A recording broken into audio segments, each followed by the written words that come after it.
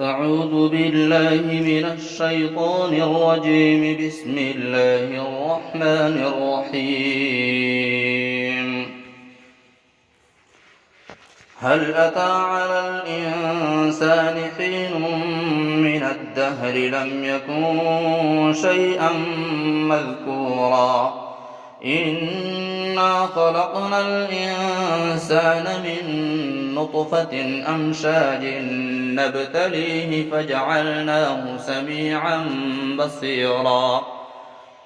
إنا هديناه السبيل إما شاكرا وإما كفورا إنا أعتدنا للكافرين سلاسل وأغلالا وسعيرا إن الأبرار يشربون من كأس كان مزاجها كافورا عينا يشرب بها عباد الله يفجرونها تفجيرا يوفون بالنذر ويخافون يوما كان شره مستطيرا ويطعمون الطعام على حبه مسكينا ويتيما وأسيرا إنما نطعمكم لوجه الله لا نريد منكم جزاء ولا شكورا إنا نخاف من ربنا يوما عبوسا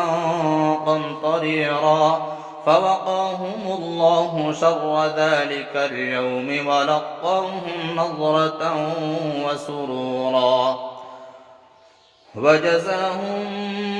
بما صبروا جنة وحريرا متكئين فيها على الأرائك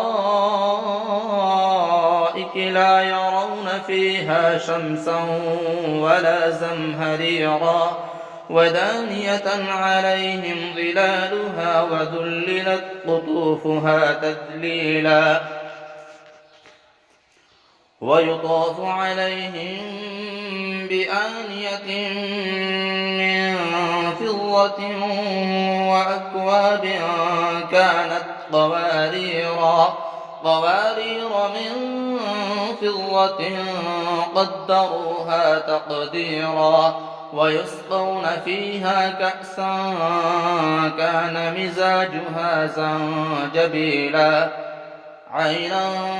فيها تسمى سلسبيلا ويطوف عليهم ولدان مخلدون إذا رأيتهم حسبتهم لؤلؤا منثورا وإذا رأيت ثم رأيت نعيما وملكا كبيرا عاليهم ثياب سندس خضر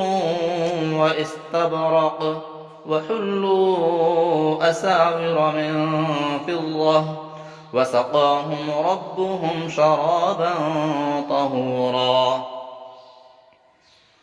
إن هذا كان لكم جزاء وكان سعيكم مشكورا إنا نحن نزلنا عليك القرآن تنزيلا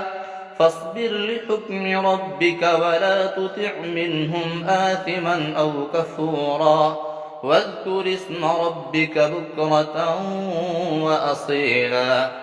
ومن الليل فاسجد له وسبحه ليلا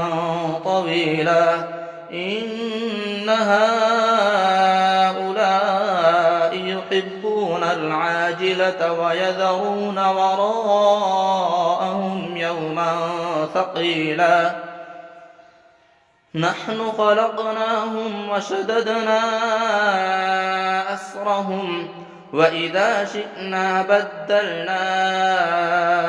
أمثالهم تبديلا إن هذه تذكرة فمن شاء اتخذ اتخذ إلى ربه سبيلا وما تشاءون إلا أن يشاء الله إن الله كان عليما حكيما يدخل من يشاء في رحمته والظالمين أعد لهم عذابا أليما. Thanks for watching. Don't forget to like, comment, share and subscribe to Al Wahid channel.